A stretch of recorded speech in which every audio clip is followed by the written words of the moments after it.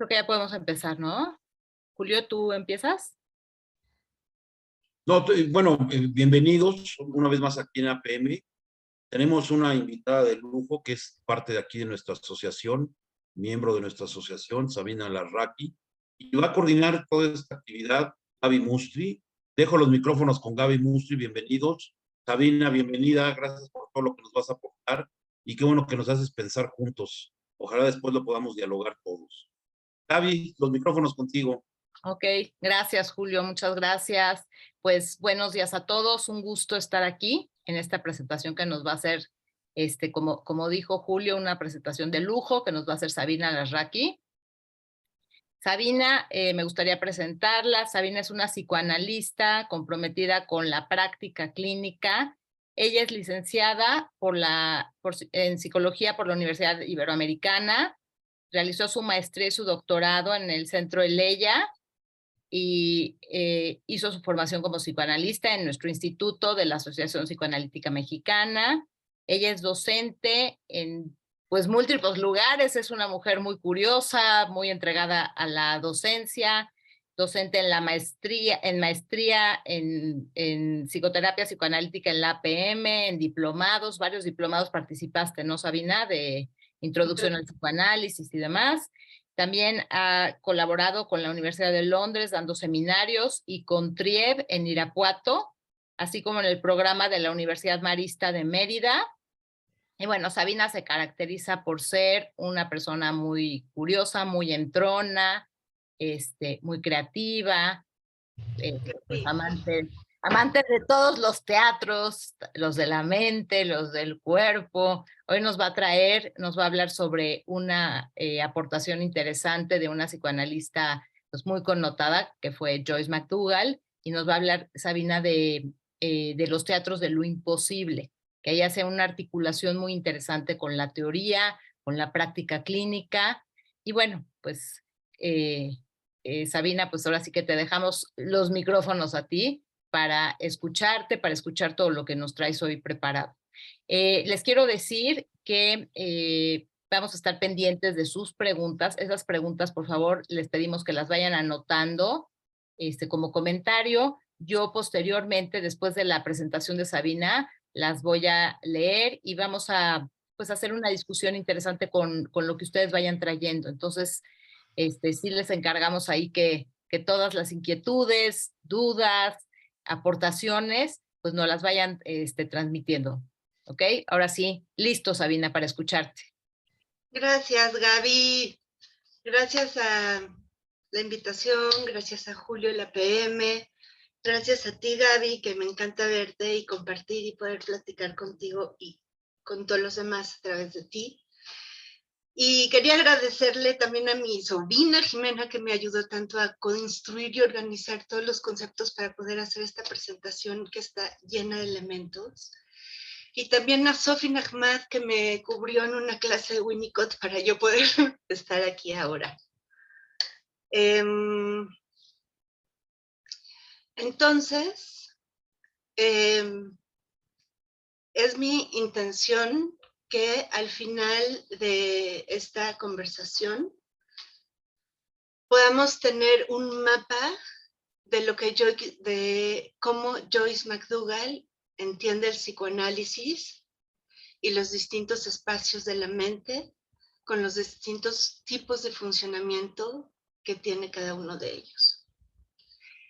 El título es El teatro de lo imposible y la lucha por el derecho a existir. Al final de esta conversación, ese título va a tener muchísimo sentido. Y tendría que quedar clarísimo. ¿Ok? Pues Joyce McDougall es una psicoanalista de la escuela francesa contemporánea, es decir, de la escuela francesa no lacaniana, pero ella originalmente es de Nueva Zelanda. Ella creció en un ambiente muy rural, con sus padres y con sus abuelos y con vacas y caballos. Y su papá era maestro de arte y de teatro en una escuela rural en Nueva Zelanda. Entonces, pensar este tipo de espacios tiene que ver con identificaciones emocionalmente importantes para ella. Porque luego se fue a la universidad a estudió psicología, pero era parte del club de teatro. Y ahí en el club de teatro conocí a su esposo, que es quien se apellida realmente McDougall, que estaba estudiando pedagogía. Se casan, tienen 2 hijos, y cuando termina la Segunda Guerra Mundial, se van al Reino Unido con la intención de continuar su formación profesional. Él por el lado de la educación para adultos y ella va directamente a formarse como psicoanalista. Es importante este paso por el Reino Unido porque es donde entra en contacto con las ideas de la escuela kleiniana y particularmente conoce a Winnicott. Y Winnicott se convierte en la columna vertebral de su pensamiento. Y ahora que les pongo la presentación, vamos a ver cómo vamos a estar encontrando a Winnicott por todas partes. Un par de años, no está mucho tiempo ahí, está pocos años, y le ofrecen al esposo, le ofrecen un trabajo de la UNESCO en París. Y entonces se van a Francia y a través de Marie Bonaparte, Marie Bonaparte la presenta con la Sociedad Psicoanalítica Francesa y la empieza a conectar con todos y le pide que sea analista de su sobrino, el príncipe Charles. Y por eso la conocemos como una psicoanalista francesa. Ahí vive todo el resto de su vida y desarrolla su obra muy en contacto y súper amiga de Pierre Aulagnier. Eran carnalísimas de que se iban de vacaciones juntas y a la cabaña de la otra a tomar vino y a discutir por 30 años sin parar. Pierre desde el punto de vista del pensamiento francés y ella de Winnicott y Bion.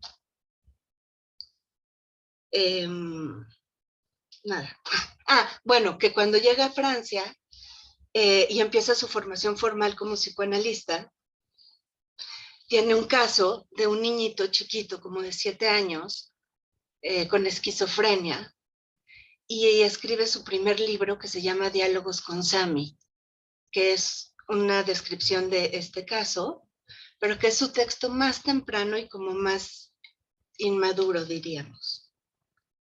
en las décadas posteriores, pero a través de ahí entro mucho, y por la amistad con Piera, al campo de la psicosis. Es una pensadora de la psicosis.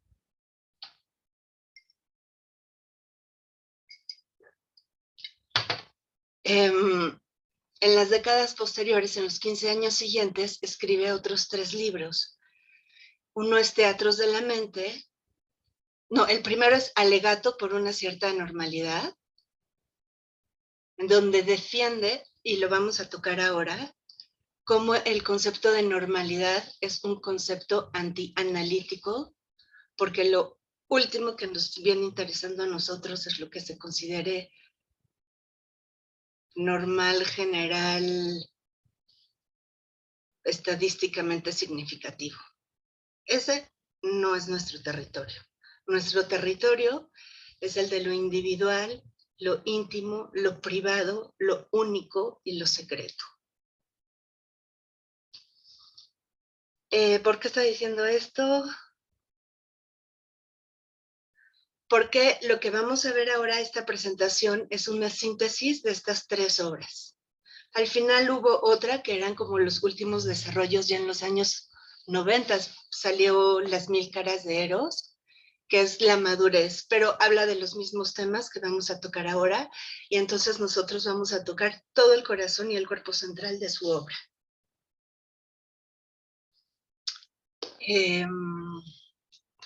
Entonces, les voy a poner una presentación para apoyarme.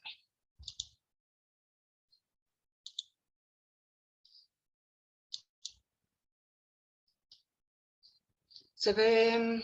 ¿Cómo se ve? ¿Se ve bien o se ve con cuadritos? Help. Sí, sí se ve. O sea, ¿pero se ve bien o se ven los cuadritos de 1, 2, 3, 4, 5? Se ven los cuadritos, sí. Ok, Sí, sí. espérame tantito. Ah, ya vi cómo. Ya, así, ¿no? Sí. Sí. Ok. Va. Ay, no, aquí no. Ok. No sé si puede quitar como las partes de arriba, Sabina. No sé si, ya sabes, para hacerla toda la presentación puro texto. Sí. Ah, vista del presente. Es que ya me puse nerviosa. No, bueno, si no, entonces déjalo. No, no se ve No me bien. acuerdo cómo se hacía grande. Ya, no importa, si no, déjalo así, Sabina. Bueno. Dice ahí, alguien te Ah, escribe. perfecto, sí, ya. Sí, sí, que me lo arregle. Gracias. Ándale.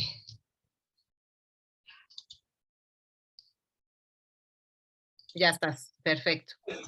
Ok. Sí, pero no estés nerviosa. Vas muy bien. No, me pone nerviosa el cuchi computólogo. Ok.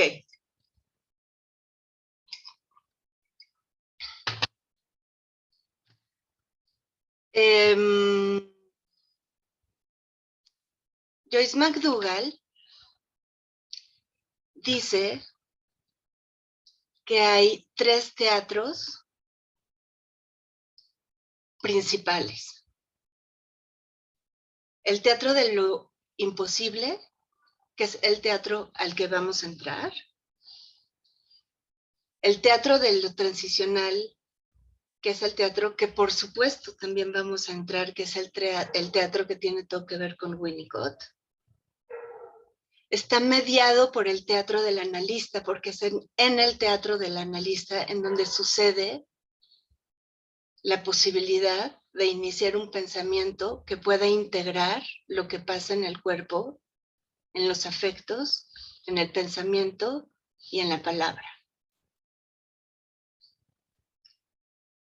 Y el archienemigo del teatro del analista es un mecanismo de defensa que ahora vamos a entrar en él también, que es el bloqueo absoluto, completo y total del afecto.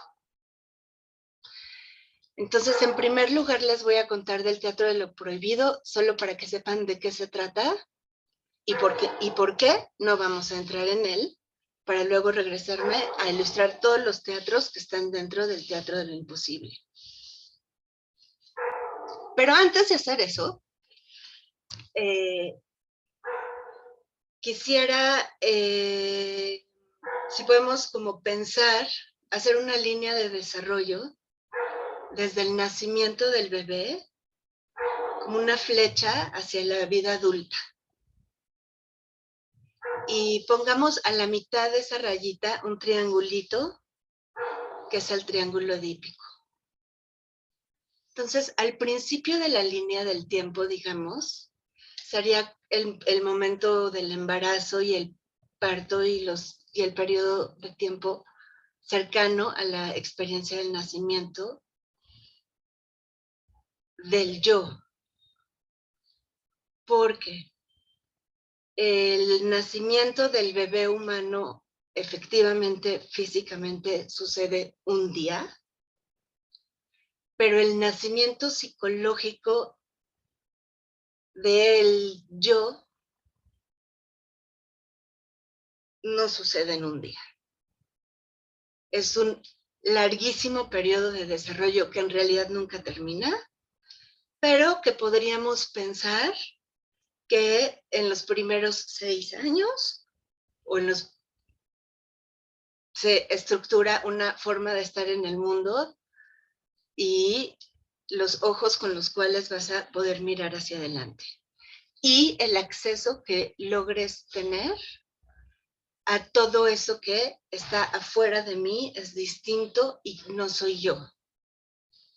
La posibilidad cabal de diferenciar yo de no yo es un éxito del desarrollo edípico.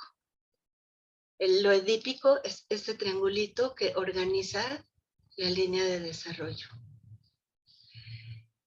Entonces, el teatro de lo prohibido es el teatro cuyos escenarios estarían en las etapas más tardías de desarrollo, donde hay una mente más conformada, más compleja, con un mejor sentido de identidad, con mayor capacidad de pensarse a sí mismo y de poder leer qué es lo que le pasa y diferenciar entre tengo frío, tengo hambre, tengo miedo, quiero llorar, quiero a mi mamá, estoy feliz, y cómo se siente eso en el cuerpo, y entender que todo eso es algo que pasa de aquí para adentro y que lo que sucede de aquí para afuera son otras experiencias que no puedo yo controlar de ninguna manera. Es el regalo que te da el Edipo por tolerar, renunciar a ser el centro del mundo, que es la experiencia de todo lo preedípico. Los niños chiquitos no están totalmente diferenciados y entonces si están enojados adentro, el mundo es horrible. Y si están tristes, todo en el universo es tristeza y no hay nada aparte de esa experiencia. Entonces, mientras menos desarrollo psíquico hay y estamos en momentos más tempranos, la experiencia de ser yo está cada vez menos definida. El desarrollo aquí significa integración, definición, un sentido del yo que tenga como límites definidos. Pero venimos, y mientras más temprano más, de una sensación sin identidad, donde no hay discriminación entre lo que pasa dentro y lo que pasa afuera. Esa es también la experiencia en la psicosis. La psicosis y las angustias en torno a del campo de la psicosis son angustias muy primitivas que se parecen mucho a experiencias que pueden tener los bebés antes de la formación del yo. Entonces, cuando hablamos del teatro de lo imposible, estamos hablando del teatro primario, de lo más primitivo, de la construcción del escenario, de ir juntando los elementos que te permiten construir un espacio en el que puedas vivir, pensar y sentirte yo. Entonces, mientras más temprano en el desarrollo eso es menos posible, y mientras más lejos en el desarrollo, a lo que vamos, a lo que quisiéramos, lo que podríamos definir como algo más saludable, que por supuesto viene después del Edipo, y de haber tolerado no ser el centro del mundo, que es la castración. Esa castración implica la posibilidad de ver al otro y al mundo externo. Donde no hay castración, hay omnipotencia. Y la omnipotencia se define como la falta de diferenciación entre lo interno y lo externo.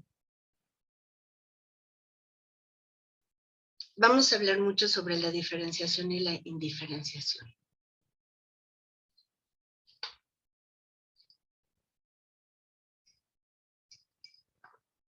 ¿Vamos bien? ¿Todo bien? ¿Le sigo? Ok. Muy bien, Sabina, vamos. Ok. Entonces, vamos a entrar al teatro de lo prohibido.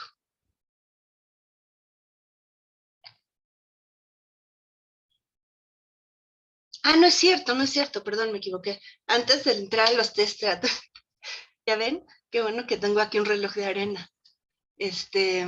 Entonces vamos a entrar en primer lugar a lo que ella está entendiendo con la metáfora de teatros. ¿Qué son los teatros de la mente? Ella dice que el psicoanálisis es un teatro en el que se representan las escenas inconscientes y en donde aparecen los personajes internos que descubren su historia en el escenario psicoanalítico. ¿Y qué es el escenario psicoanalítico? La experiencia de la transferencia. En la experiencia de la transferencia se abren escenas con personajes que muchas veces no tienen palabras y que al ser revividas en la relación se pueden hacer visibles. Pensemos este teatro privado como una metáfora de la realidad psíquica, del mundo interior. De aquí es de donde brotan las fantasías, los sueños, las alucinaciones, es el material principal de la experiencia emocional de sentirse vivo.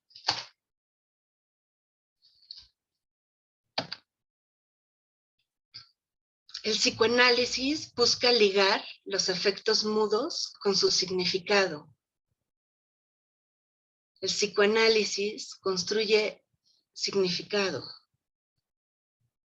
Digamos que sería lo contrario al borramiento o la destrucción de significado.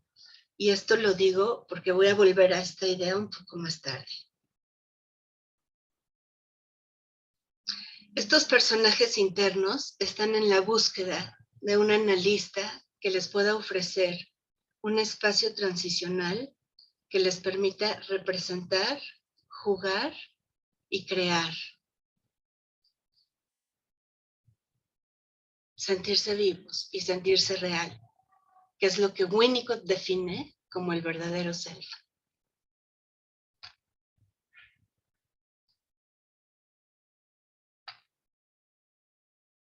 Entramos entonces ahora sí al teatro de lo prohibido.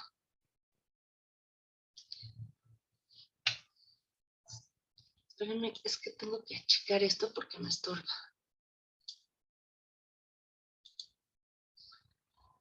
El teatro, las escenas que suceden en el teatro de lo prohibido se describen en términos de una experiencia, sobre todo neurótica, que es lo que les explicaba hace un momento, que gira en torno al drama edípico, así como el tipo de angustias, fantasías y defensas que son particulares de la organización más neurótica. Porque lo prohibido es algo potencialmente realizable. Pero para que no sea realizable, es necesario hacer una renuncia, o sea, ser atravesado por la ley. En el teatro de lo imposible, ahí la ley todavía no aparece. Estamos dentro, en el imposible, dentro del territorio del mundo interno de las fantasías más primitivas, y la corona del desarrollo es la posibilidad de renunciar a lo prohibido. Lo prohibido es algo que puede suceder, pero a lo que renuncias que suceda. Lo imposible es algo que no puede suceder. Así de diferente es la experiencia neurótica de la psicótica.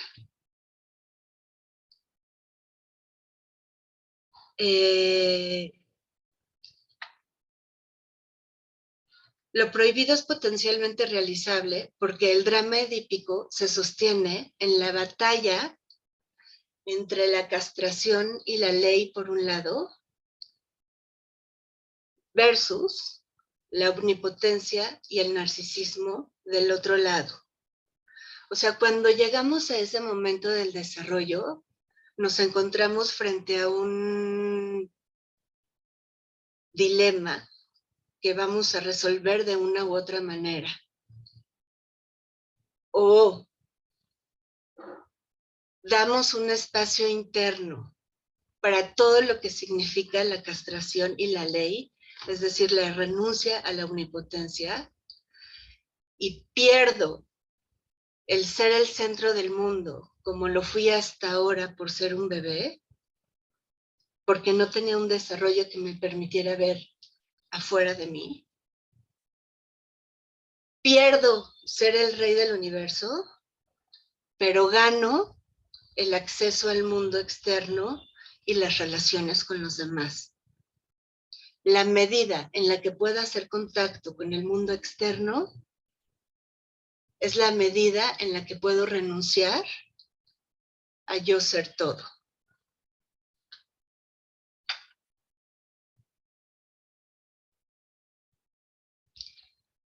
Otra manera de decirlo es como piensen en el mar y cómo el mar en realidad es un conjunto de millones de gotitas, pero cuando está en el mar no hay gotitas, todo es una sola cosa. Eso es que está indiferenciado. Para poder tener una gotita, tengo que hacer una violencia, o sea, tengo que romper para meter mi mano al agua y sacarla, y entonces de ese rompimiento puede haber una gotita diferenciada del resto del mar. Pero esta gotita gana que ya puede ser un yo, porque si es una sola gotita que tiene los límites definidos, no es el océano, es un yo, pero tiene que renunciar a ser el océano. O no renuncias a ser el océano, pero entonces nunca puedes tener la experiencia de ser una gotita, una humildísima, igual que todas las demás humildísimas gotitas de agua, pero con unos límites definidos que hacen que tú y lo que no eres tú sea diferente y por lo tanto puede haber una relación.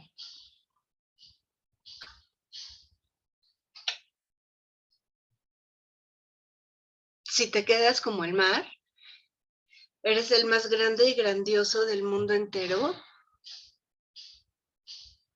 pero no existes.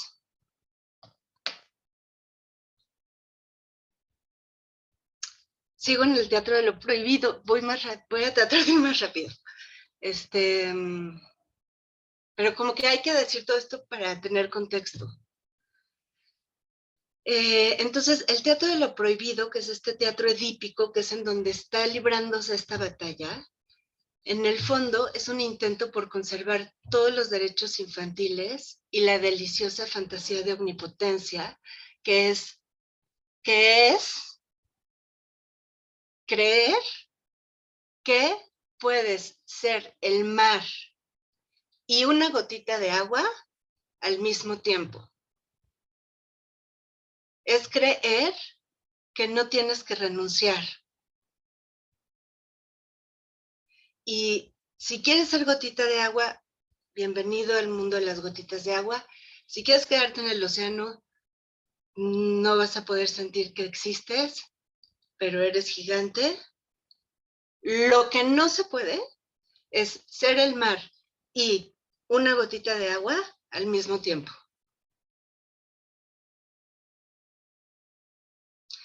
Entonces se quedan con un pie en este deseo infantil de poder ser las dos cosas, pero viven para siempre sus propios deseos con una atmósfera de mucha angustia y mucha culpa. Porque el drama, eso ya lo dijimos, porque el drama edípico se sostiene en la batalla entre la castración y la ley versus la omnipotencia y el narcisismo. Ok, entonces ahora sí, bienvenidos al teatro de lo imposible. Las escenas del teatro de lo imposible están ligadas a la herida fundamental, que es la ruptura de la unidad fusional con la madre. Volviendo a la metáfora del mar, podría decir que las escenas del teatro de lo imposible están ligadas a la herida fundamental, que es la ruptura de la gota de agua del mar.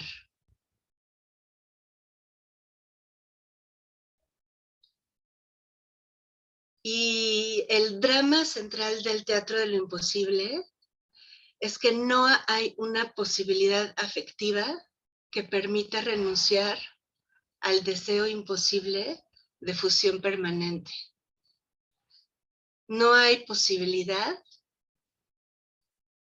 de ser yo, de que yo sea el mar.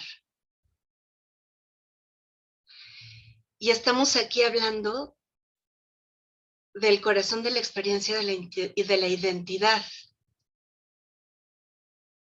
Por eso, el título de esta plática es El teatro de lo imposible y la lucha por el derecho a existir. Porque lo que aquí se juega es la sensación de identidad. Cuando estamos del lado de lo edípico, se trata de tengo, no tengo, soy más que tú, soy menos que tú, quién gana, quién pierde. Pero ahí ya es alguien que tiene una mente que tiene estos conflictos. Y aquí estamos hablando del momento en que esa mente está en proceso de formarse.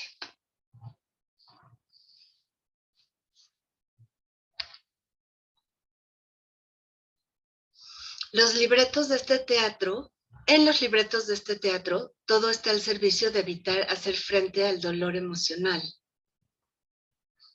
A diferencia de las angustias neuróticas, aquí las angustias tienen cualidades psicóticas como la angustia de desintegración, o sea, la angustia de no ser, porque hay una gran dificultad para crear un sentimiento de identidad.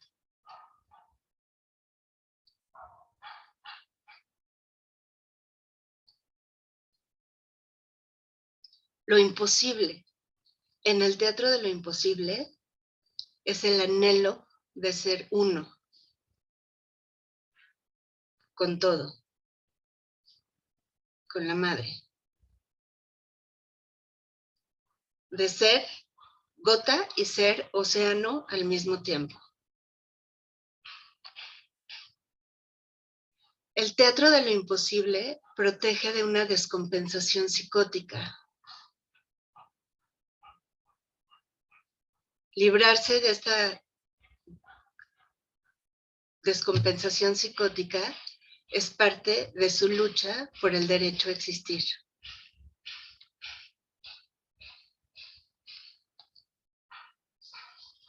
Por eso hoy estamos hablando del teatro de lo imposible y la lucha por el derecho a existir. Y los teatros de los que habla, o sea, las distintas fantasías o los distintos mundos o las distintas experiencias, formas de organizar la realidad en la que me haga que no me duela tanto sentirme vivo, son, uno es el espacio de la normopatía, otro es el teatro psicosomático, tenemos el teatro en círculo, que es el teatro del narcisismo, luego el teatro de las neosexualidades y la solución adictiva, que es parte del teatro transicional. Entonces, los teatros que vamos a ver ahora, vamos a hacer un recorrido de qué se trata la normopatía, el teatro psicosomático, el teatro en círculo, lo no sexual y la solución adictiva. Y las escenas, los dramas que se ponen en escena en cada uno de estos teatros son dramas con los que nos tratamos de salvar del dolor de no sentirte completamente vivo ni completamente real. Winnicott.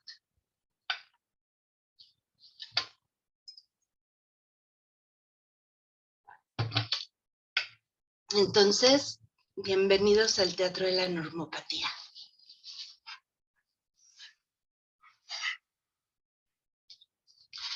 Ella lo pone más feo. Ella dice, los normópatas están enfermos de normalidad.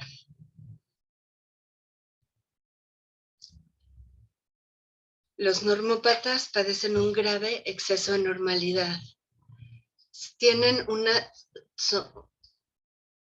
hay un sometimiento a una adaptación mecánica de la realidad externa. Tenemos que pensar que estábamos hablando de un no yo que empieza, que surge de una experiencia de fusión con la madre y que de este cuerpo para dos y de esta alma para dos tiene que haber un proceso de separación que permita que paulatinamente hayan dos en donde antes solo había uno. A eso es a lo que le estamos llamando nacimiento del yo. Y lo que pasa en todos los teatros del teatro de lo imposible es que este yo estaba empezando a sentirse yo cuando estaba empezando a tener la experiencia de sentir yo soy, pero no pudo acabar de sentir esa experiencia porque la madre no podía responder a lo que no lo veía, no lo sentía, no estaba conectada, no podía, estaba deprimida, estaba angustiada, tenía que trabajar, no podía, no lo veía. Y en la medida en la que este niño no recibía esta respuesta que correspondía a lo que él estaba sintiendo, de aquí estás y existes y eres vivo y te veo, una parte se fractura, se congela y se fractura y se queda detenida en el tiempo. que es a lo que Winnicott llama verdadero self. Pero hay otra parte que continúa el desarrollo ahí más o menos.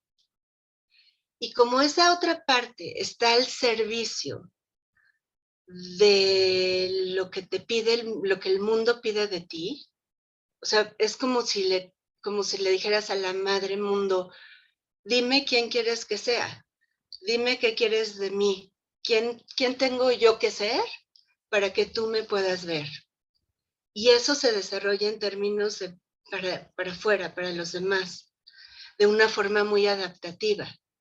Entonces, lo que Winnicott explica con esto del verdadero y falso self, ella es lo mismo, es en lo que se apoya para hablar de la normopatía, porque la normopatía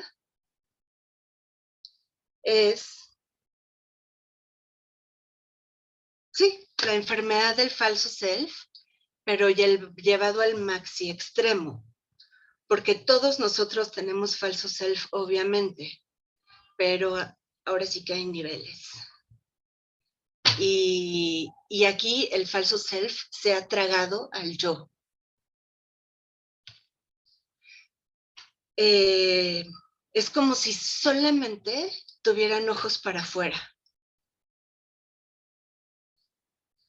Los normópatas padecen un grave exceso de normalidad, se someten a una adaptación mecánica de la realidad externa. Desde su ausencia de vida afectiva, muy importante, porque vamos a hablar mucho de contratransferencia, desde su ausencia de vida afectiva, paralizan el proceso analítico y la posibilidad del analista de pensar la experiencia emocional de la sesión. Vamos a hablar de esto también más adelante un poquito. Pero si el trabajo del analista es leer sus experiencias emocionales cuando está frente a un paciente, ¿qué lee cuando parece que no hay ninguna experiencia emocional? Cuando verdaderamente es como que se siente como que no hay nadie ahí, como que no hay nada más atrás de lo concreto. Y es un discurso bastante normal, en el peor sentido de la palabra, o sea, muy concreto, poco simbólico, cero afectivo.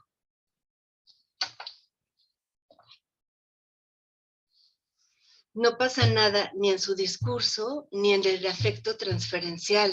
O sea, de pronto el analista no tiene que leer. O sea, porque todo el esfuerzo analítico es por leer esta comunicación que no tiene palabra y que describe la experiencia emocional central del paciente. Porque se supone que es mi trabajo tomar eso y poderlo pensar. Y al llevarlo al pensamiento, poderlo traducir en una palabra que luego podamos compartir los dos. Pero aquí es como si no hubiera esa materia prima. No hay esa cosa que leer. Y la comunicación, bla, bla, bla, explícita, normal de la sesión, pues parece que como que no da mucho que pensar.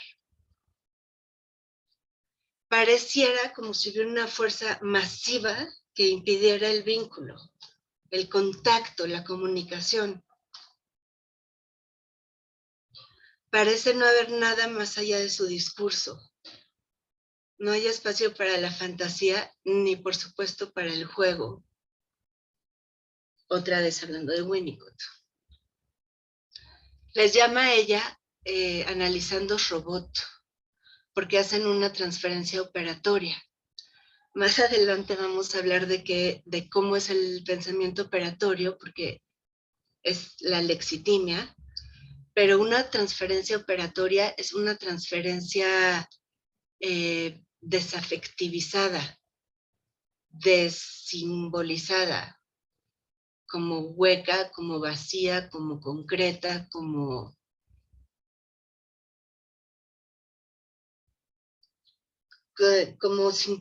que no comunica nada.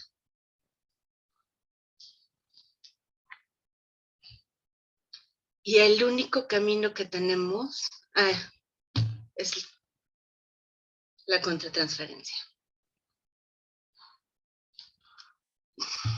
Cuando se trabaja desde el estómago. Porque aquí no se trata de palabras que puedan ser verbalizadas, sino de una experiencia emocional que está lejos de poder ser puesta en palabras. Su discurso explícito en sesión, en su discurso pareciera entonces que la escena inconsciente no se revela jamás, no aparece.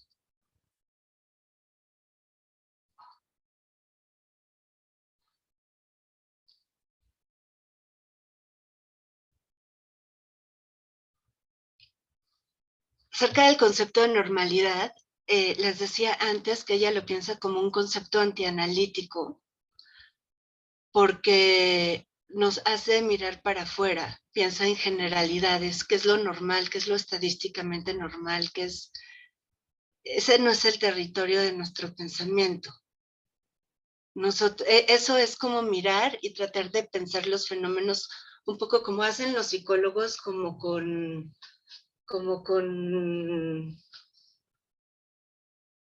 así, cosa para mirar lejos, pero nosotros lo que usamos es microscopio. Nuestra herramienta de trabajo no es el telescopio, sino el microscopio. Y más bien ella piensa que ese concepto de normalidad muchas veces esconde una psicosis bien compensada, que es lo que les acabo de describir.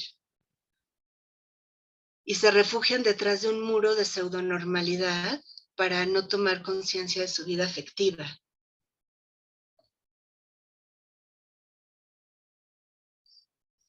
Estamos en el teatro de los normópatas.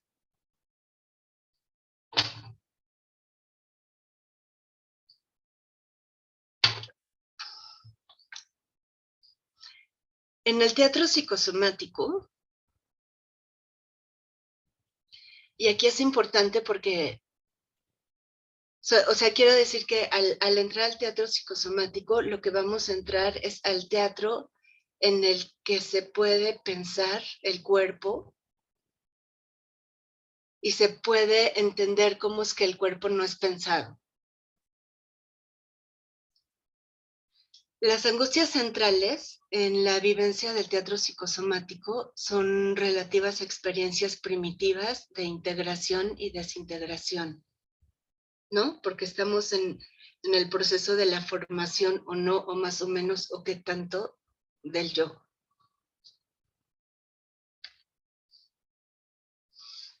El mecanismo de defensa central temprano, como sabemos, es la escisión, es la ruptura, es la fractura, es cuando se te rompe el corazón y un lado queda congelado y el otro se va a mirar para afuera.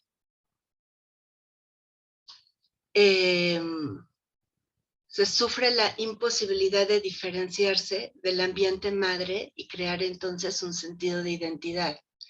Volviendo a la metáfora del mar, se sufre la imposibilidad de renunciar al mar y asumirse gota, porque al final tú puedes lo que quieras, pensar lo que quieras, pero eres una gota. Entonces, si renuncias al mar, pues puedes tener la experiencia de ser una gota, humildísima gota frente a la inmensidad del mar, pero eres alguien y no está tan mal. Y luego puedes tener muchos amigos gotitas y se pone mejor. Pero eso no sucede si eres el mar, porque en el momento en el que eres el mar y eres todo, ya no eres nada.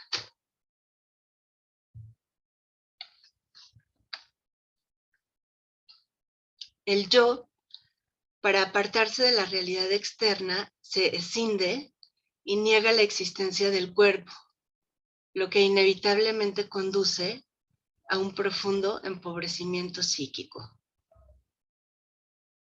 Y sabemos que como es adentro es afuera, entonces si hay un empobrecimiento psíquico, hay un empobrecimiento de la relación con el mundo.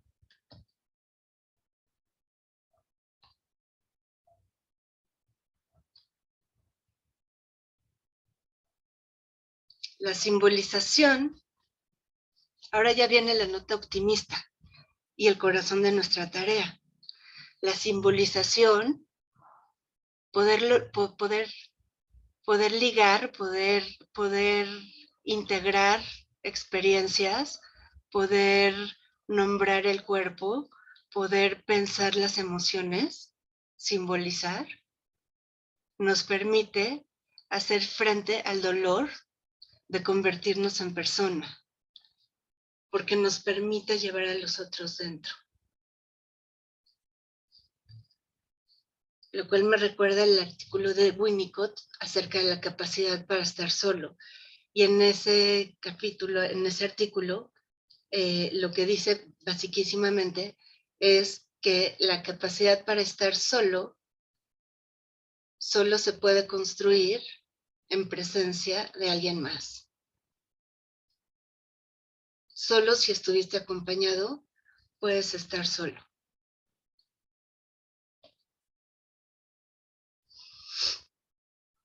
Estamos entonces en el teatro de lo psicosomático.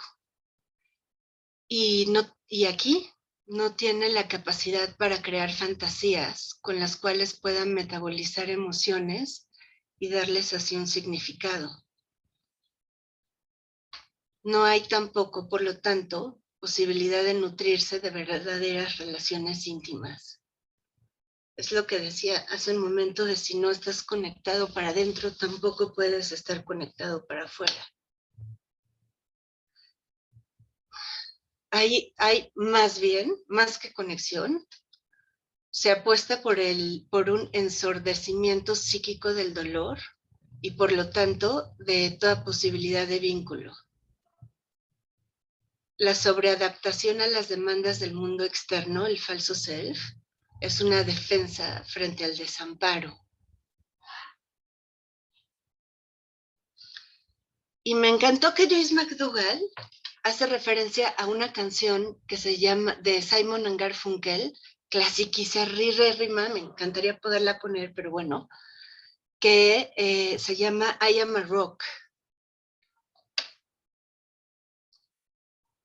Y esta canción atrapa el afecto del teatro de lo psicosomático, pero también de la normopatía y de todos los teatros del teatro de lo imposible. Dice, soy una roca, soy una isla. He construido paredes, una fortaleza profunda y poderosa que nadie puede penetrar. Soy una roca, soy una isla. Estoy protegido en mi armadura, escondido en mi habitación, a salvo de mi vientre. No toco a nadie y nadie me toca a mí. Soy una roca, soy una isla. Y una roca no siente dolor y una isla nunca llora.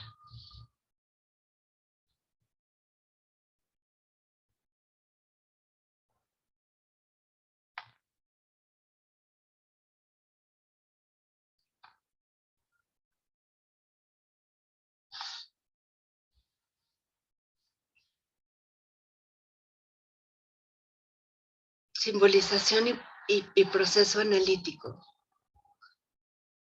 Es el feliz matrimonio en contra de la fractura. El proceso analítico, no. ¿Qué pasó? ¿Qué pasó?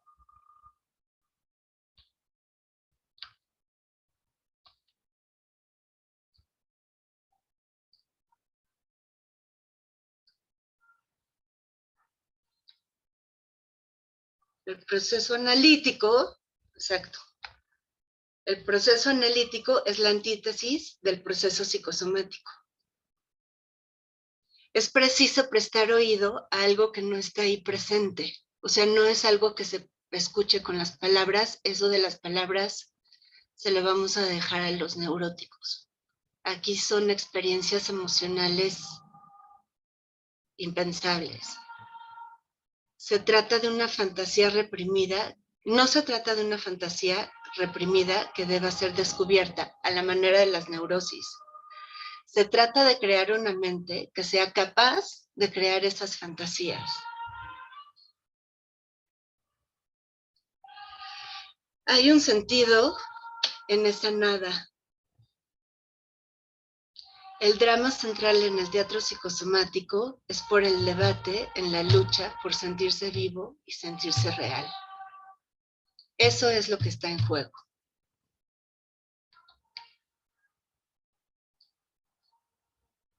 Esta idea me encanta, esto de que el proceso psicoanalítico es la antítesis del proceso psicosomático. Está increíble esa idea. Y ahora vamos a ver el teatro en círculo. El teatro en círculo, el teatro en círculo es el teatro del narcisismo. Y es en círculo porque es cerrado. Narciso, que está atrapado como un pájaro en una red, no hace otra cosa más que asegurarse de conservar la confirmación de su propia existencia y sostener así una representación de sí. Es como Perdón, si... Sabina, perdón que te interrumpa, es que se está oyendo una música por ahí. Ajá. Entonces, pedimos, si alguien tiene abierto el micrófono, por favor, que lo cierre. ¿Sí? Creo que es un flautista en la calle de mi casa. Okay. Bueno, entonces llevaste música de fondo. Muy bien, Sabina. Es música popular. Buenísimo, para acompañar la presentación. Ok, perdón. Pídele que toque la roca, rock. Es el señor con... Ok, buenísimo. Seguimos, Sabina, perdón. Pero, pues Narciso preferiría dejarse morir, como ocurrió, antes que enfrentar su vacío. Para no morir, que no es lo mismo que para vivir, Narciso se sostiene en la ilusión de bastarse a sí mismo. Dice, esto está muy doloroso, esto está muy vacío, esto está muy sin sentido, esto está muy feo, yo mejor para adentro y bye. Al no haber podido pero cuando dices adentro y bye, estaría muy amable que en ese adentro hubiera una presencia de una madre capaz de contener, nombrar, cuidar, proteger, suavizar el contacto con el mundo, lo suficientemente cálida como para que te pueda consolar. Pero ¿qué pasa cuando dices, no, esto está muy feo, yo me voy para acá, me encierro y ups, adentro no hay nadie? Entonces, sin una huella de algo vital dentro, está en permanente lucha con una sensación de no existencia. Y la queja todo el tiempo tiene que ver con la imposibilidad de sentirse acompañados, con la incapacidad para amar, con una profunda insatisfacción en su trabajo y relaciones sociales, con permanentes estados de angustia, depresión y vacío. Y hay dos formas de hacer frente a esta experiencia central, que es irte del lado de la extrema dependencia o para el otro lado de la extrema independencia. Y en la extrema dependencia tomas a los otros como objetos adictivos. Ahorita vamos a ir sobre qué es un objeto adictivo, pero es una cosa externa que me hace sentir que sí tengo esta presencia interna.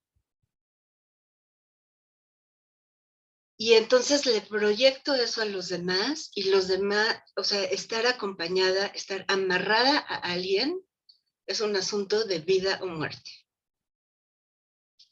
Y el otro lado es no poder tener relaciones íntimas con nadie porque la cercanía representa una posibilidad de fusión. Y la fusión es la desaparición, es la desintegración, es la gotita dentro del mar que no existe ya. Entonces, Narciso puede poner como dos, así como tragedia y comedia, dependencia y independencia extrema. Dos miradas de este mismo cuerpo, de esta misma solución, de esta misma forma de defenderse del vacío.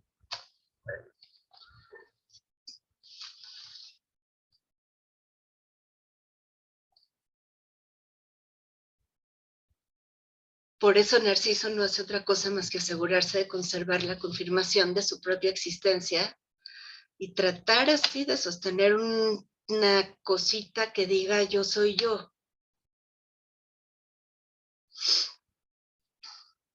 Y nos vamos ahora al teatro neosexual, que es el cuerpo del teatro de lo imposible, y vamos a pasar entonces después a entender el teatro transicional y la solución adictiva.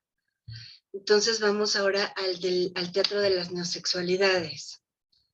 Las neosexualidades, en este teatro examina el papel que desempeña la sexualidad perversa como forma de mantener el equilibrio frente a angustias inconscientes.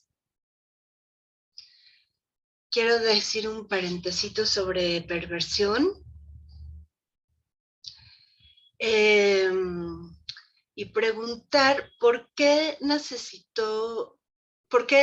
perversión, el universo teórico que es la perversión, no le alcanzó a McDougall para describir lo que ella estaba describiendo.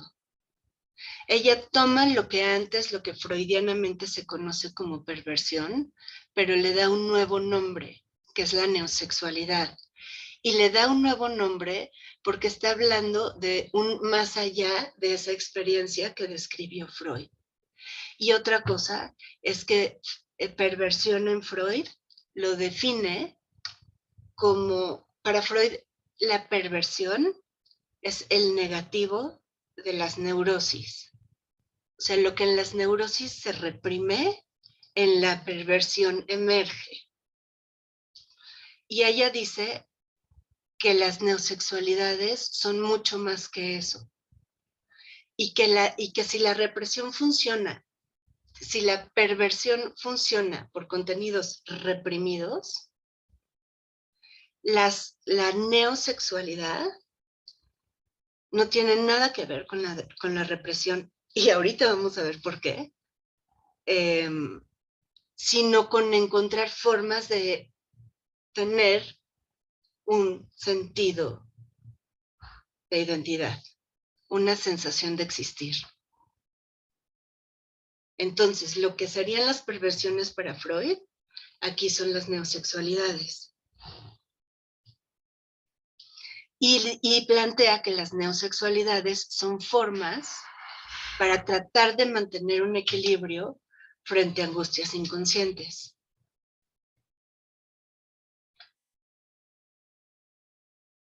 Los actos síntomas ocupan el lugar de lo reprimido, en la neurosis. Esto está mal. Son actos síntomas que ocupan un lugar. Son actos síntomas que ocupan el lugar de lo reprimido en las neurosis. Lo que está reprimido en las neurosis, aquí se trata de actos síntomas. Establecen con la pareja una relación profundamente adictiva, haciendo actuar como si fueran sustancias externas que necesitan para sobrevivir. Es una sexualidad muy compulsiva, muy rígida, muy ritualizada, muy dependiente y con muy poca libertad de expresión y preocupada por la búsqueda de los límites del self y del cuerpo. O sea que es una sexualidad que está activada por angustias muy psicóticas, muy de falta de sentimiento de los límites del yo. Por eso es una sexualidad compulsiva, porque es una sexualidad muy angustiada. y tiene que seguir un ritual muy, muy exacto, siempre es muy rígido la fantasía que sea que tenga cada quien, tiene que ser exactamente siempre de la misma manera, y cualquier cambito ahí provocaría una enorme angustia. Ella dice que los neosexuales han reinventado la sexualidad humana con una gran carga de angustia y compulsión. La han reinventado para sí mismos. O sea, es otra forma, otra respuesta frente a este vacío de esa fractura tan temprana. Las neosexualidades son formas de mantener alejadas angustias psicóticas. Evitan la necesidad de hacer un trabajo con el dolor emocional. Sustituyen el tener que sentir, pensar y contenerse afectivamente. O sea, en lugar de sentir, poder pensar lo que sientes, poder contener lo que piensas y poderlo elaborar emocionalmente, hay un paso directo al acto. En este caso, al acto sexual.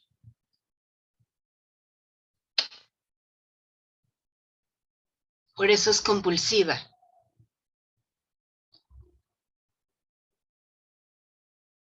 Y profundamente adictiva, porque buscas afuera algo que no tienes dentro.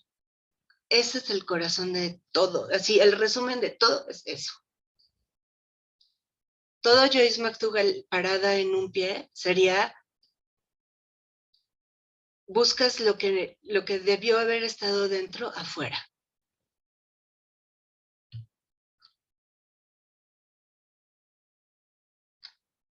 Y ese fue el teatro no sexual. Ahora creo que tienen un mapa mucho más claro de qué pasa en el teatro y los teatros de lo imposible, cada uno con sus distintos temas.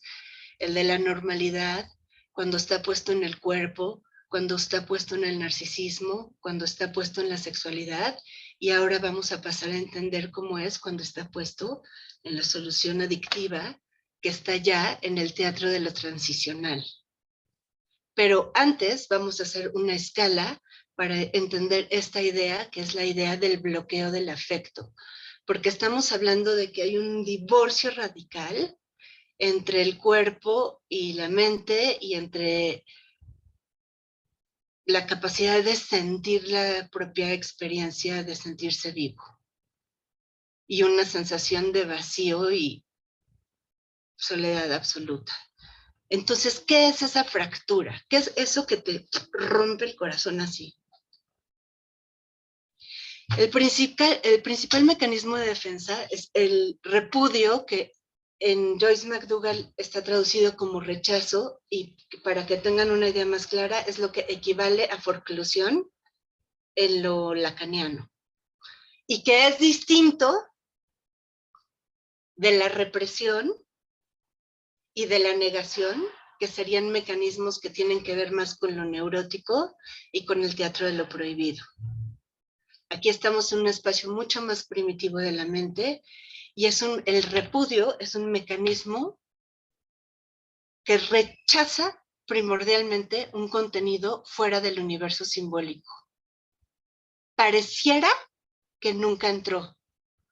Lo repudiado no se encuentra en ninguna parte del inconsciente. No es como la represión, en donde hay un contenido y ese contenido se reprime y luego bla, bla, bla, y llegas a esto reprimido, pero esto reprimido es algo que estaba aquí. Esto es algo que no está. Esta realidad no existe.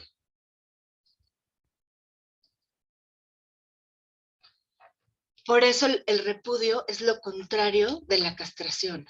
De la castración, de la representación.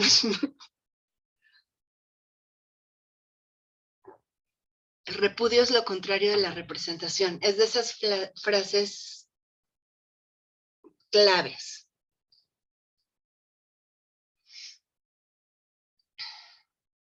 A mayor repudio, menor capacidad para pensar. Lo que se repudia es la ausencia de la madre. Lo que no se puede pensar, lo que no puede encontrar un lugar adentro es la ausencia. Su ausencia no alcanza a tener un lugar dentro. La madre ambiente deja al bebé con demasiado poco espacio psíquico para poder ser creativo por sí mismo. O está demasiado y lo ahoga o lo abandona demasiado. Gracias a este rechazo se logra esquivar, negar o destruir toda huella de percepción del dolor. El problemita es que te sale un poco caro porque con esa misma imposibilidad de sentir ninguna huella del dolor, te quedas con la imposibilidad de sentir nada. Tampoco el dolor, pero tampoco nada más. Y eso se llama alexitimia. La alexitimia es un bloqueo total del afecto, un borramiento del dolor. No hay liga entre posibles palabras y el mundo afectivo. Es una incapacidad para distinguir unas emociones de otras. Son adultos no psicóticos que se viven como niños no verbales desamparados que dependen de otros para afrontar sus estados emocionales. Negación profunda de la dependencia. Así, el mundo y las personas quedan desvitalizadas y el intercambio, obviamente que quedan desvitalizadas porque no hay ninguna libido que te conecte con ello. Entonces el intercambio con todos los demás deja de tener sentido. El mundo deja de tener sentido. No se trata de un sentimiento que es negado, como la represión y la neurosis. Es un sentimiento que ha dejado de existir. Y este mecanismo está al servicio de impedir el retorno, impedir el retorno del estado traumático.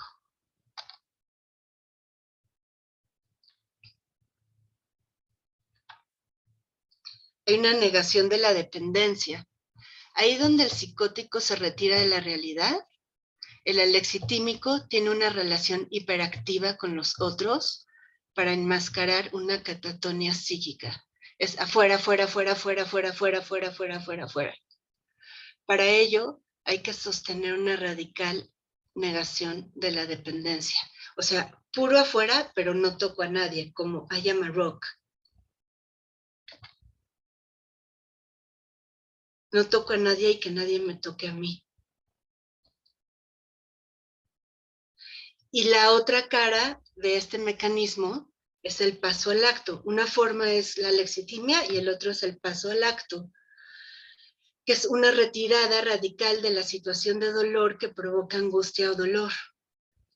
Se acompaña de una destrucción psíquica, que ese es el repudio, más que por una represión o negación propias de las neurosis. Se evita el dolor.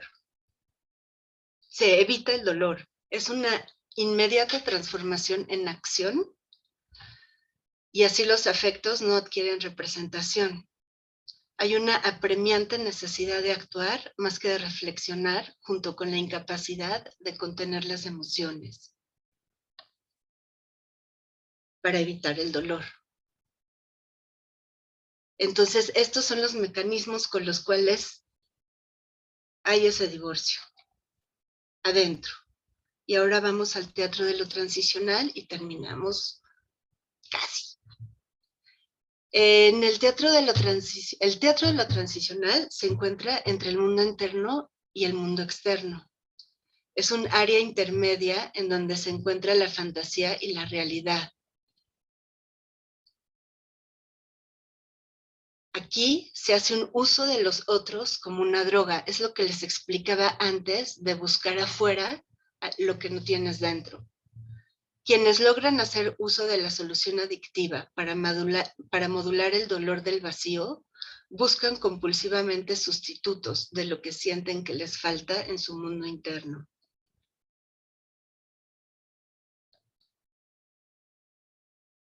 En el teatro transicional, el escenario es el mundo externo. El drama es puesto afuera. Es un modo de escindir el dolor y el conflicto psíquico. Son técnicas de sobrevivencia psíquica. Esa es la solución adictiva. Y todo esto es en el contexto del desarrollo emocional primitivo de Winnicott,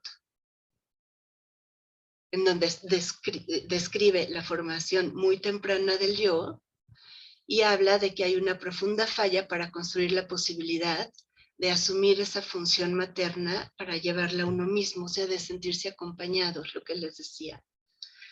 Concepto súper de Winnicott.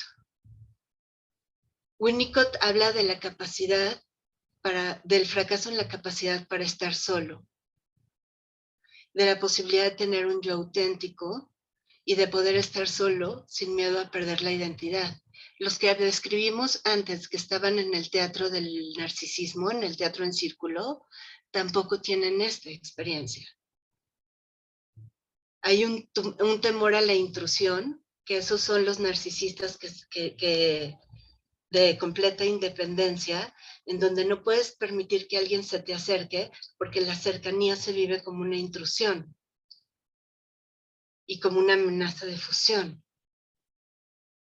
El temor a la intrusión se suma a la incapacidad para hacer contacto con los demás de manera tranquilizadora, así como en la normopatía con el falso self.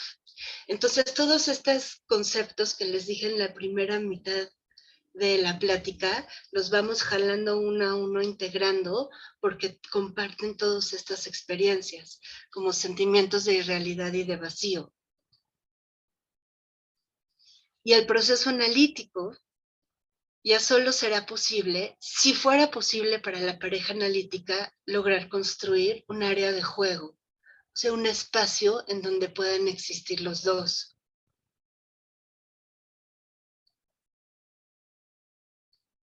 Su fin principal es descargar el dolor a través de la actividad constante.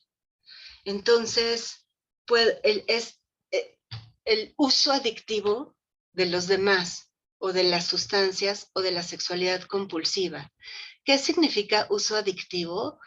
Significa que hay una fantasía de sustitución, de que si uso esta sustancia o tengo este ritual sexual o me entrego completamente al trabajo o me hago dependiente de otras personas, se me va a quitar la experiencia de vacío. Voy a poder sentirme acompañado desde dentro. Y el problema es que igual y si funciona tantito, un ratito, pero pronto se acaba y hay que buscar lo siguiente, lo siguiente, lo siguiente, lo siguiente, y nunca acaba y nunca colma. Pero es descargar el dolor a través de esta actividad constante. Por eso la sustancia o el ritual sexual o el trabajo o la persona o lo que uses para ponerlo ahí se vuelve un foco de angustia y de necesidad. Porque lo que está en juego es tu sentimiento de identidad. Si tengo esto, me siento vivo. Si no tengo esto, no me siento vivo y no sé quién soy. Y una visitadita para terminar, lo juro, pero hay que entrar al teatro del analista.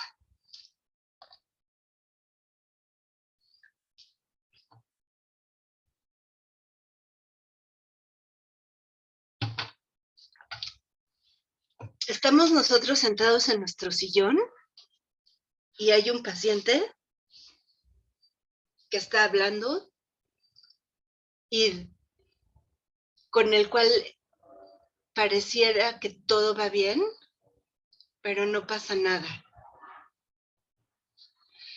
Estos pacientes usan el lenguaje como un acto de anticomunicación. O sea, usan el lenguaje para no comunicar nada.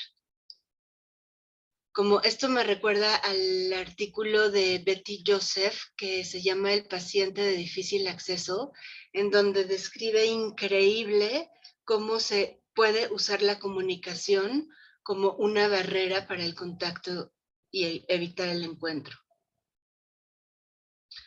Su discurso no trata de comunicar algo, sino de hacer sentir algo, porque lo que quiere comunicar no tiene palabras. Los pacientes hablan para mantener a distancia al analista. Y lo que nosotros tenemos que escuchar es esa necesidad de mantenernos a distancia. Y si podemos leer las cualidades de esa necesidad de mantenernos a distancia, ahí vamos a encontrar su historia.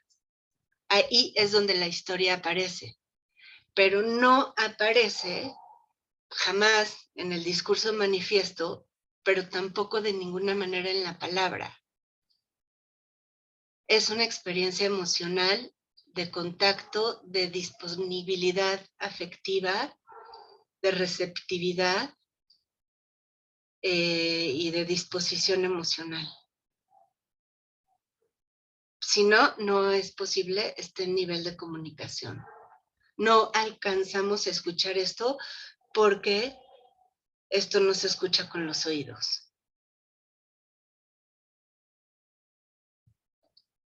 Ella escribe en una búsqueda por comprender la situación analítica y lo que nos hace tanto siempre fracasar en la técnica.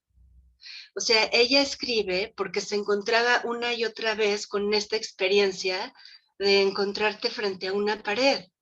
O sea, de estar enfrente de un paciente y de decir, ¿de veras podría ser posible que no hubiera nadie ahí? Y la inmensa culpa que eso representa. Y elaborando su propia dificultad desde donde escribe toda esta maravilla.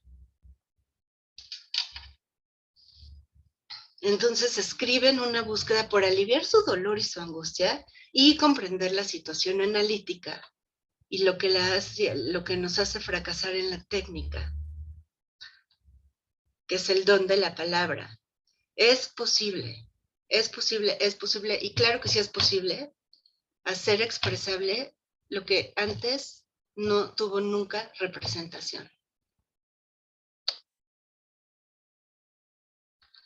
El objetivo del análisis es poder poner en evidencia un dolor ignorado. El análisis pone fin al bloqueo del dolor mental. Su tarea es distinguir las fantasías reprimidas de aquellas que aún deben ser construidas en la transferencia.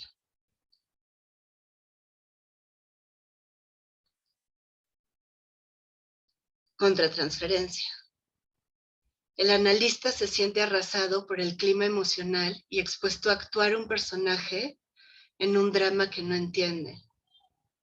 La tarea del analista es observar y estar en profundo contacto con su teatro interno como un medio, como el único medio para poder hacer contacto con el teatro del paciente. La comprensión de la contratransferencia es el paso primero y casi único. El analista debe estar escuchando lo latente de la comunicación, no lo manifiesto, sino lo que está detrás de lo manifiesto. El analista se siente frustrado, paralizado internamente. El analista se vuelve alexitímico. El analista expuesto a un paciente con una vivencia emocional alexitímica te vuelve alexitímico. Te vuelve por momentos cada vez mayores incapaz de sentir sentimientos y de nombrarlos y de diferenciarlos. Pero te tienes que enfermar de alexitimia para que digas, ¿qué es esto que me está pasando? ¿Por qué no siento nada? ¿Por qué parece que aquí no pasa nada? ¿Qué está pasando aquí que no pasa nada? Pero si no estás expuesto emocionalmente a volverte alexitímico, nunca llegas a ese nivel de comunicación.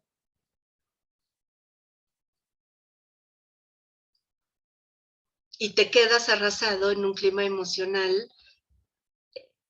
actuando un personaje en un drama que no entiendes.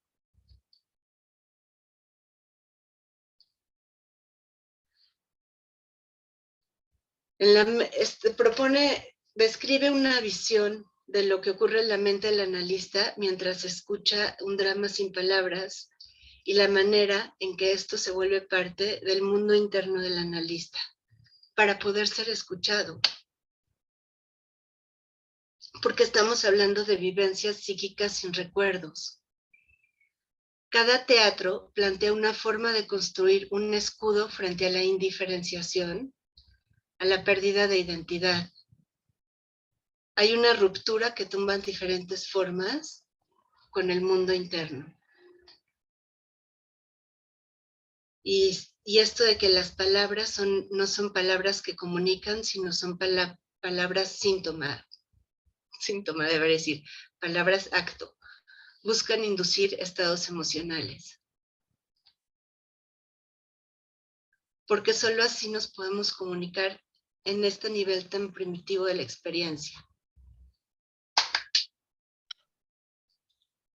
Tan, tan. Muy bien, muy bien. Oye, un viaje muy completo. Ahora sí que una nadada muy profunda en un mar muy vasto, ¿no? Muchas gracias por esta presentación, Sabina. Nos transmites así tu gran pasión por la obra de Joyce. Se antojas leerla y además, bueno, nos haces un resumen, pues, ¿no? Que nos aporta muchísimas ideas y que provoca muchos sentimientos, ¿no? Que eso me parece muy, muy padre. Bueno, creo que aquí nos traes como el tema fundamental justamente de cómo nos constituimos como humanos, ¿no? Esa idea inherente pues, de la renuncia, ¿no? De ese momento fundacional que es ese contacto con la madre, esa aportación de la madre, y pues muy a lo Winnicott, ahora sí, cómo nos construimos a partir de ese ambiente primario que la madre nos da, nos cobija con él y después, si tenemos la suerte, nos queda como una herencia de algo interno que ya vive adentro de nosotros. Me parece que con esto del teatro de lo imposible, ¿no? Que es una construcción muy interesante, pues una metáfora muy linda, que nos ayuda a pensar justamente en esa falta que queda cuando todo eso que tenía que haber estado construido adentro no lo está, pues cómo tenemos que ir por la vida tratando de encontrar caminos, pues sí, de sobrevivir, ¿no? Y si tenemos la suerte de llegar a un diván, pues de intentar construirlo, ¿no?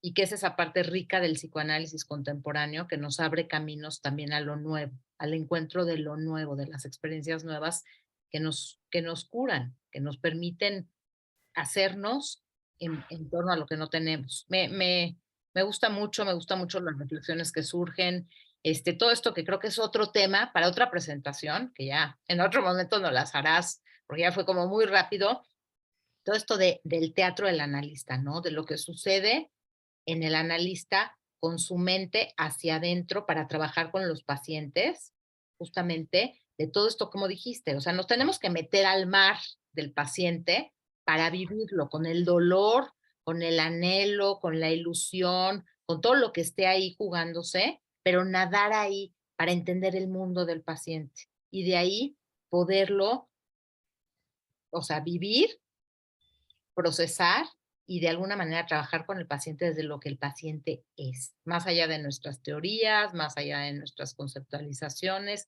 Esto que dijiste, meternos ahí para entender la vivencia del paciente y es desde donde es rico el psicoanálisis. Pues bueno, hay muchísimo, hay muchísimo movimiento ahorita en el chat, muchas preguntas que todo el mundo te quiere hacer, pero bueno, yo te quiero felicitar y te quiero agradecer esto que has movido en nosotros, este marecito que pues, le hiciste olas a nuestro mar, oye. Y de eso se trata, ¿no? Ahí está lo rico del psicoanálisis, cuando nos hacemos olas a nosotros mismos y seguimos en movimiento, que esa es la riqueza, ¿no? Lo malo es cuando nos quedamos con teorías, pues que no nos permiten pensar y que no nos permiten ampliar, ¿no? Pues nuestras dudas, nuestro mundo de incertezas.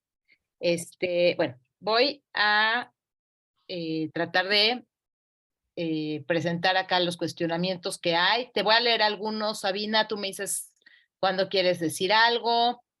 A ver.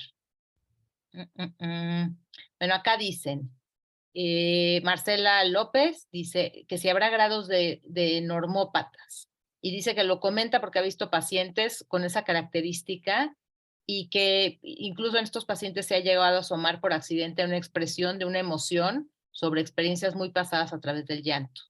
Si hay características psicosomáticas de pacientes que entran en este trato psicosomático o depende de otros factores.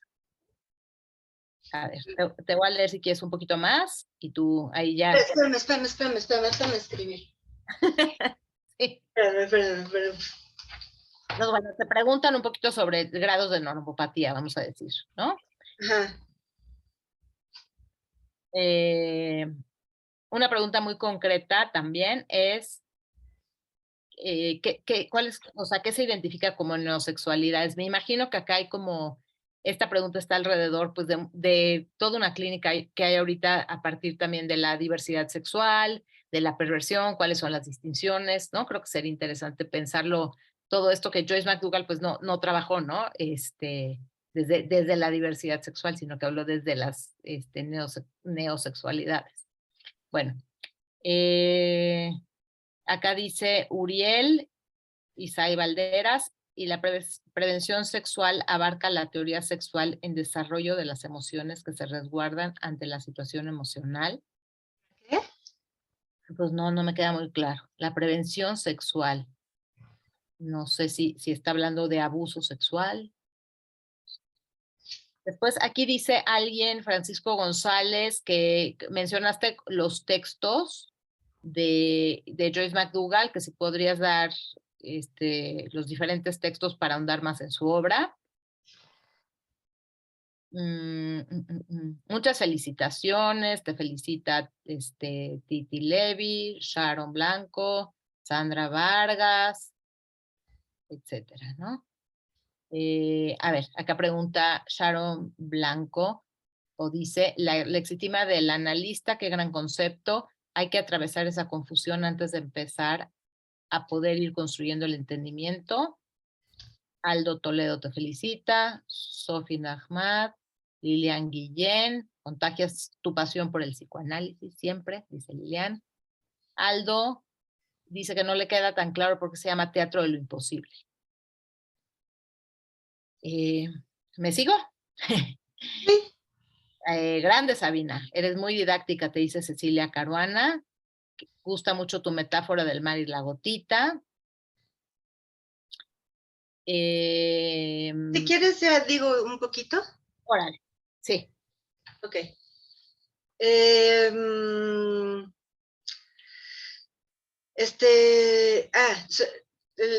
La persona que preguntó de los grados de homeopatía, ¿eh? Normopatía. De normopatía.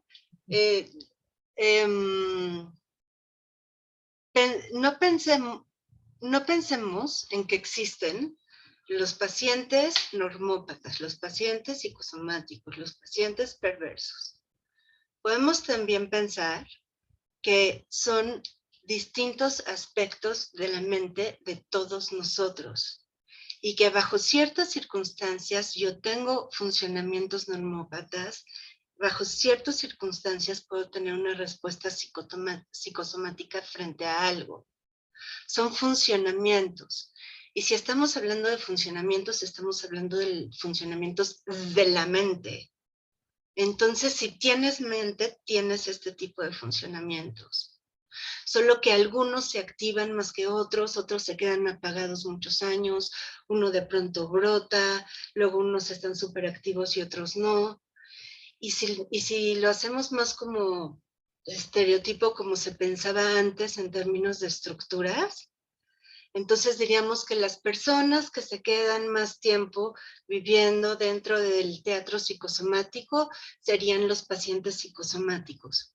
Pero es un poco una manera un poquito antigua de pensar.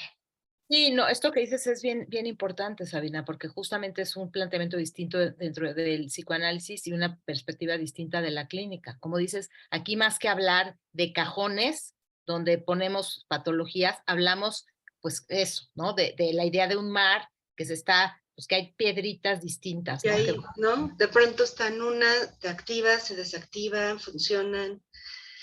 Y la pregunta sobre a qué se refiere con neosexualidades.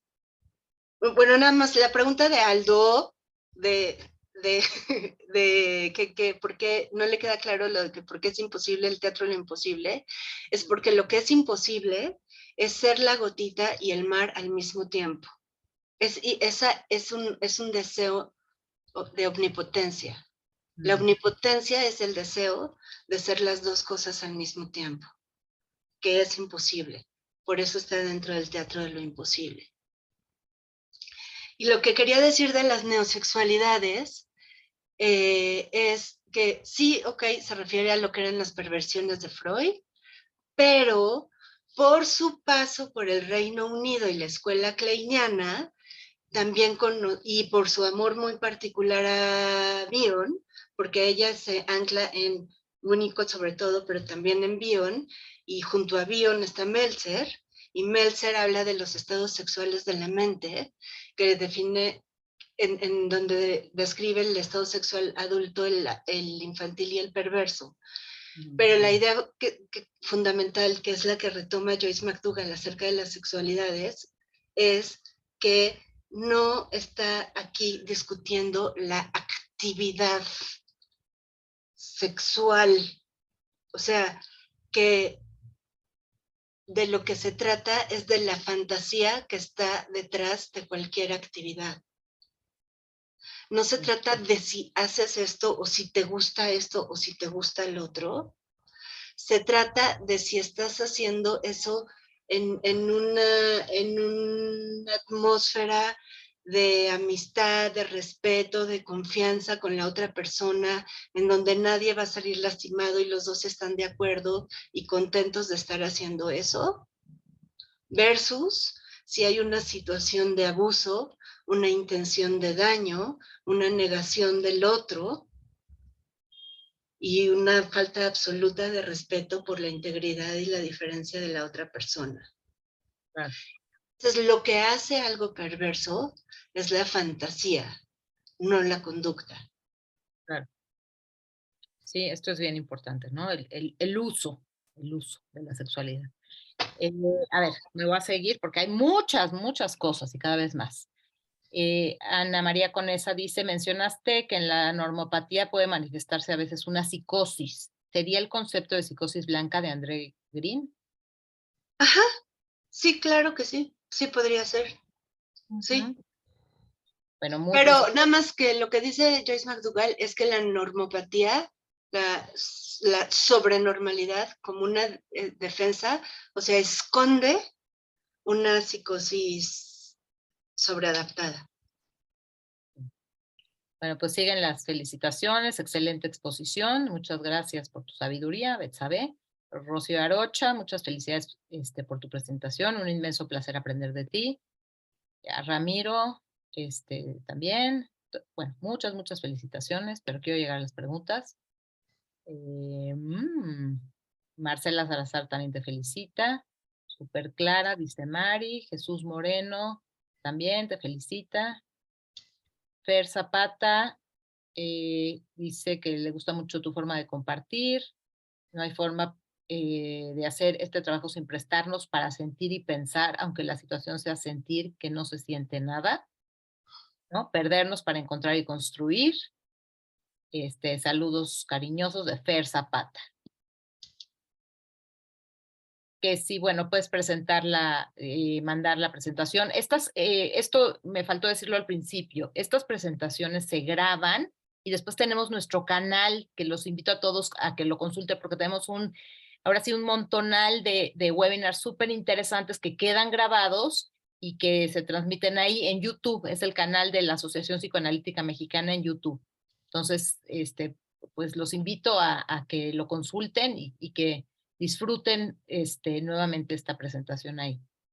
A ver. Ok.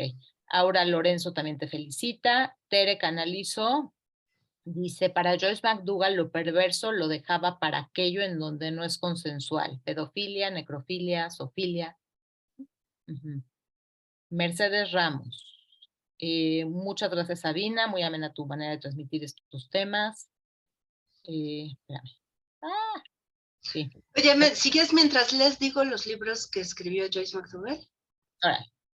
Ok, entonces, cuando llegó recién a Francia y se estaba formando como psicoanalista y tuvo este pacientito chiquito de 7 años con esquizofrenia, eso está en un libro que se llama Diálogos con Sami.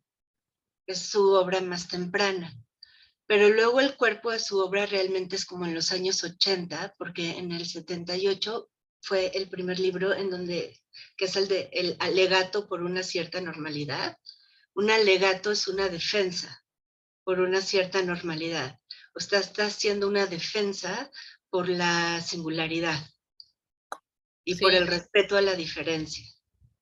Ahí hace un guiño a Winnicott, ¿no? Porque Winnicott tiene un artículo que no se lee mucho, que habla justamente de la necesidad de cierta locura. ¿De la necesidad de qué? De cierta locura, Psychology of Madness. Sí. Entonces ahí es un guiño a Winnicott, ¿no? Como dijiste, a lo largo de todo el tiempo uno está viendo ahí en Joyce McDougall la impronta que dejó Winnicott. Sí, es la base, es el telón de fondo. Sí. Mira, acá te hacen una pregunta bien interesante, fíjate. Dicen, se habla mucho de la madre en estos primeros encuentros, pero como que también el papel del padre, de la familia extensa, cuando hay un bebé con mucha demanda, o sea, ¿qué pensarías de esto? Que la madre no es necesariamente la señora. La madre es el ambiente que sostiene, que hace la función de contención y de nido para que se pueda crear ese bebé. No es una persona necesariamente, lo que pasa es que normalmente lo hace una persona, pero es toda la función de sostén alrededor de esta mujer. Y el padre, por si hay una pregunta detrás de esa pregunta acerca del lugar del padre, el padre es importantísimo, importantísimo, porque es quien sostiene a la madre para que la madre pueda sostener al bebé. Sí, y no puede haber un lugar más importante, porque si la madre no está sostenida, no tiene con qué sostener a su bebé, y entonces ya vimos lo que pasa. Oye, Sabina, otra cosa que fíjate, yo quería comentar de un artículo que me parece lindísimo de Joyce McDougall, porque es una mujer además que habla mucho de desde dónde llega ella al análisis, ¿no? Y que dice, mi primera experiencia donde yo entendí todo esto fue cuando yo era niña, iba al rancho de mi abuela, era un rancho o algo así de vacas muy acá, que producían una leche muy, muy valiosa y demás, y que le daba urticaria, ¿no? Y que dijo, pues me quitaron la leche, me dejaron sin tomar esa leche tan rica, y la que me daba ronchas era mi abuela, ¿no? Que era una mujer así toda, la abuela paterna. Que era. Sí. Decía, como no teníamos forma de expresar por palabras, era con el cuerpo con el que nos podíamos comunicar. Pues ahí, bueno, ella habla, ¿no? Del teatro, ahora sí que conoció el teatro psicosomático como todos, ¿no? Lo conocimos muy temprano, pero ella le puso palabras tempranamente. Sí. Te preguntan acá también, fíjate, que me parece también una pregunta interesante, sobre el funcionamiento normópata en niños. La verdad lo que pensé fue en un niño deprimido, ¿no? O sea, que un niño tenga una enorme pérdida de contacto consigo mismo para estar al servicio del mundo externo y las demandas de la cultura y la familia y la madre, pues me dan ganas de llorar. El niño que no juega, ¿no? El niño El niño que no juega. ¿no? Porque también, o sea, y además hay ahí hablar de juego, o sea, muchas cosas que parecen juego no son juego. El niño que no tiene la capacidad de poner en acción toda esta parte creativa, todo este juego transicional. De usar el espacio transicional. ¿No? Muy, muy Es claro. justo el de no poder usar el teatro transicional. A ver, siguen ahí las felicitaciones. Te felicita Julio, nuestro presidente. Se tuvo ya que ausentar. A ver, aquí hay, espérame. Bueno, entonces el primer libro fue Alegato, Okay. que es del 78. Luego en el 82 son Teatros de la Mente y en el 89 Teatros del Cuerpo. Y el último del 95 son Las 1000 caras de Eros. El alegato lo compras fácil, pero el Teatro del Cuerpo es imposible, solo hay fotocopias y fotocopias de las fotocopias. Y igual el Teatro de la Mente está en PDF en YouTube, lo encuentran en YouTube, en Google. En PDF sí se encuentran. En inglés se consiguen, ¿eh? Si leen inglés, todos los textos están en inglés también. Mira, ella misma tradujo sus textos del francés. Sí. Que no hablaba, esto también que dijiste me pareció bien interesante, ¿no? Que la pensamos como una autora francesa, pero en realidad, pues es una autora que tiene mucha liga con el psicoanálisis. Inglés toda, sí. Es el puente entre el francés y el inglés. Sí. Y que empezó analizando a Sami por eso, ¿no? Que buscaban un analista ahí, que hablara inglés. Sí.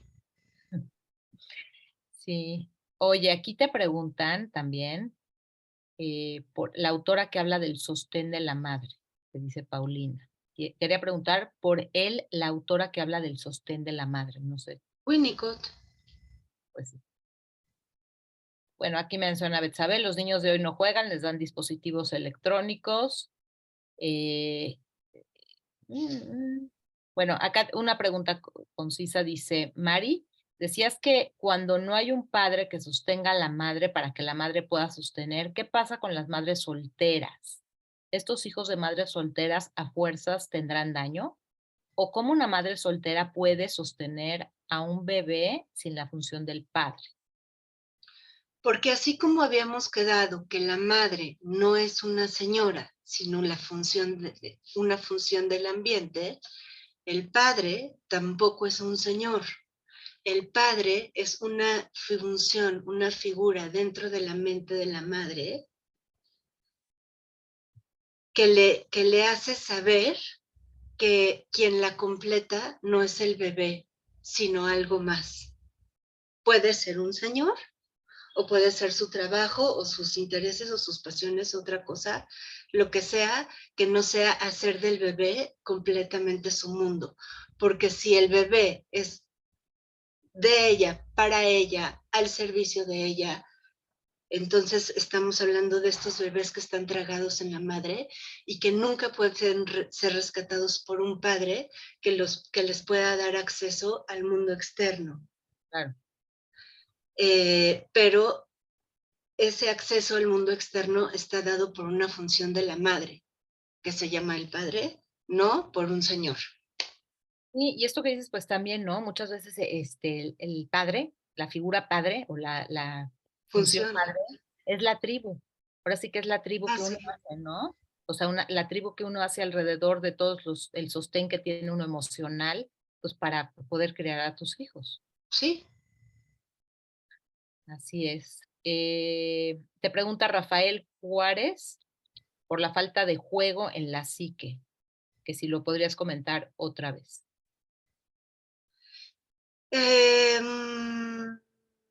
Para poder jugar, necesitas poder estar solo y sentirte acompañado, ¿no? Y no puedes construir la capacidad para estar solo sino una presencia lo suficientemente estable que te reconociera como alguien vivo. Si no hay ese reconocimiento, entonces no puedes jugar porque no hay un espacio que te permita conectar con el no yo o con el mundo externo. ¿Sí? No, muy clara, Sabina. Pues ahora sí que llegamos, el tiempo nos come, ahora sí que tenemos unos últimos minutos. No sé si quisieras tú transmitirnos algo más, Sabina, este, pues como para ir cerrando. Pues que hicimos una revisión del pensamiento de McDougall, haciendo una síntesis de las ideas más importantes de su obra, que entendimos desde dónde piensa la mente como distintos espacios teatrales, donde hay escenas distintas, cómo cada una de estas escenas se organiza, cómo por un lado tenemos lo que se refiere a los espacios más primitivos de la mente, que caben bajo el teatro de lo imposible, a diferencia del teatro de lo prohibido, que es el teatro que está ya en transición de hacer contacto con el mundo externo y que está tocado por la ley y los temas edípicos. Y reconocimos los teatros que están dentro del teatro de lo imposible, que es el psicosomático, el neosexual, el de la normopatía, el del círculo, que es el del narcisismo, y entendimos también por qué es necesario el espacio del teatro transicional y la idea de un tipo adictivo de relacionarse o con otras personas o con sustancias o con el trabajo o con la sexualidad o con distintas formas para no hacer contacto con el dolor de sentirse roto.